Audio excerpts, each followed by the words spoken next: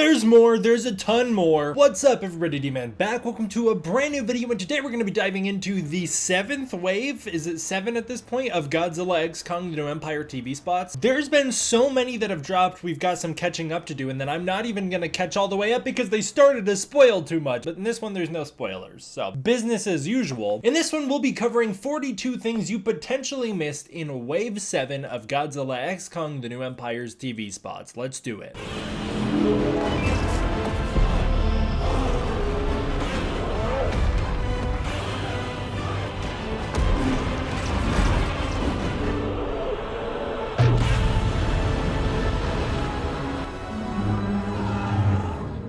So as I said, a bunch of new TV spots came out. Some of these are actually stuff that eventually made its way into Trailer 3, which we did cover on the channel already. So hey, go check out our Trailer 3 breakdown for more. In this one, we'll be talking about Kong vs. the Apes, the 3D ad, World War III, Call for War, and of course, the Dune spot. And let's just dive right on in with the Kong vs. the Apes ad. This is the stuff that made its way into Trailer 3, so if you want more in-depth thoughts where I actually break this stuff down a little more, go check that out. But we start out with Kong standing all majestic, posing in the fog right as he's about to meet Zuko. This is an extension of a shot we've already seen. We then see a couple of apes with one roaring who seems to be in charge here. They're most likely the 3 ape soldiers who were standing next to Skar King on his cliff, and they're probably his enforcers, and they might even be the same ones who tackle Kong in that previous spot. They also seem to be chasing Kong out of what looks like a cavern behind them. I think this is right after the Skar King Shimo battle, and this cavern very well is the one that Kong spelunked down into in the first trailer where he was discovering all the bones. They're pretty skinny and malnourished, obviously not a match for Kong himself one-on-one, and they're most likely kept this way so that Skar King doesn't have to worry about one ape becoming so strong that they can overthrow him. You can actually see another ape climbing up the cavern in the background, so I think a bunch of apes are being sent to the surface in search of Kong here. While the trailer makes it look like there's an ape army chasing Kong here, we know from trailer 1 that these are actually the wart dogs. That's right, according to the toys, those things are called wart dogs. I don't understand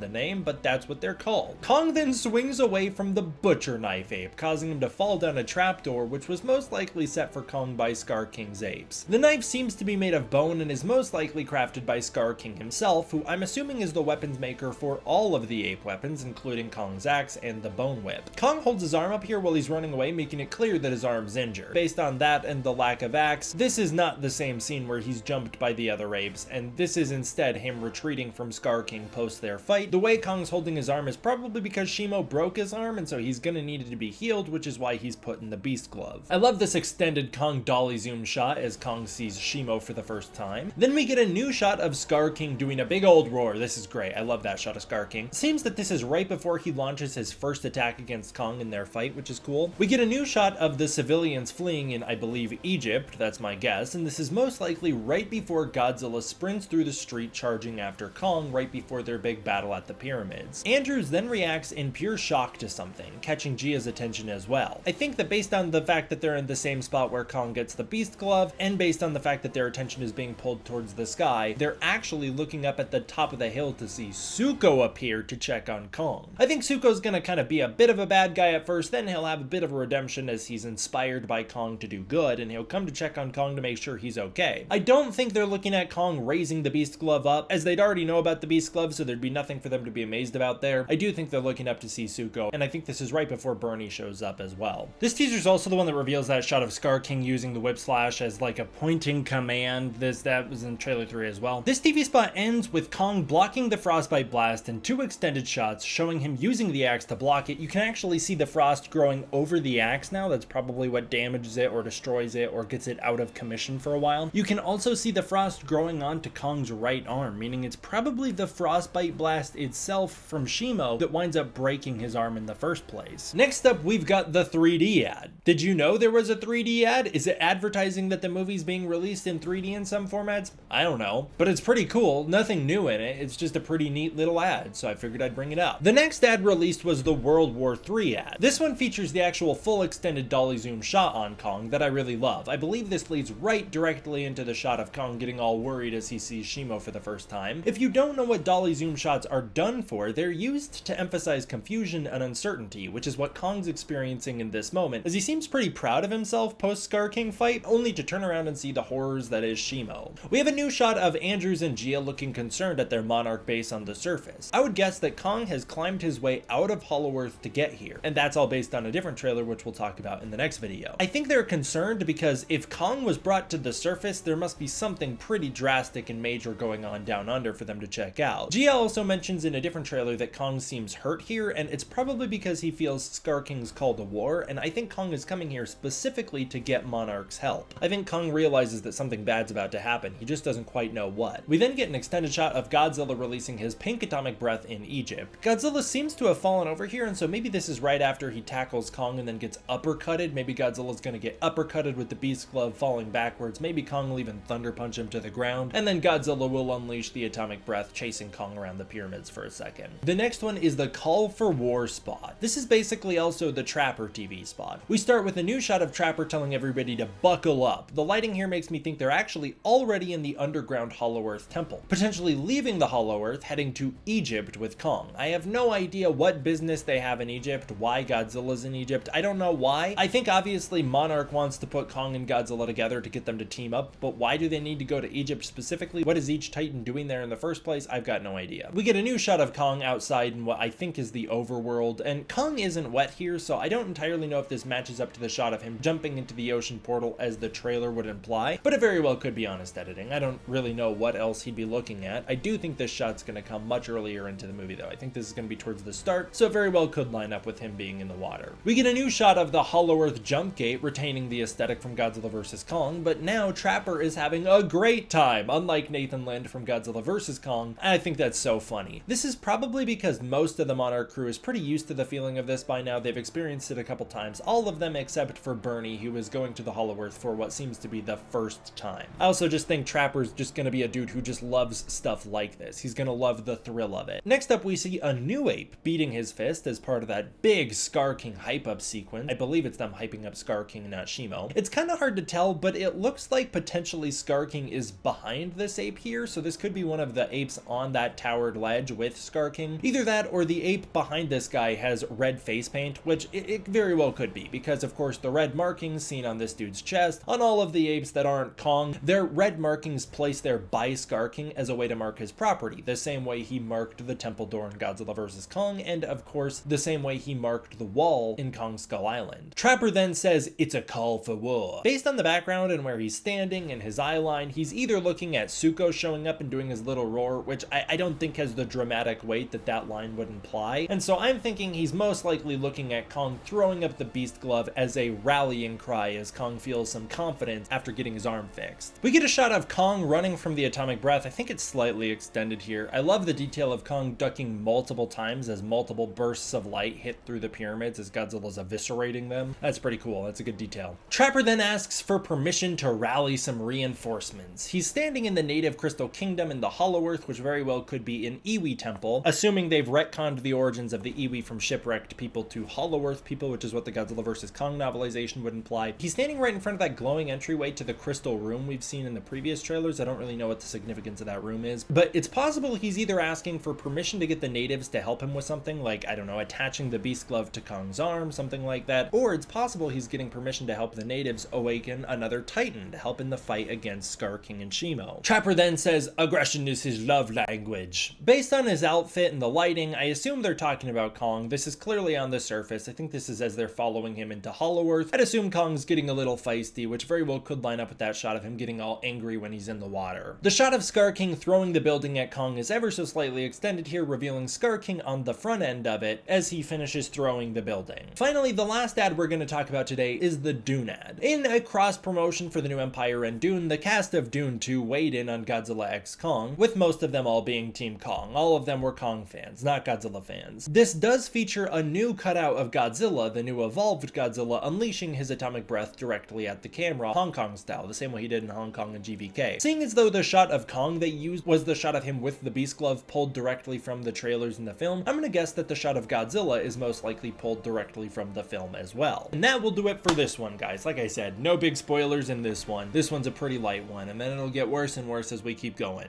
Thank you guys all for watching. I want to give a huge huge thank you to my patrons over on Patreon. I really appreciate all the support I get on the Patreon. By supporting the Patreon, that is the most direct way to support this channel and to make sure that I can continue to make videos like this for you guys. Thank you so much for watching. I hope you enjoyed. I will see you guys next time for the next one. D-Man out.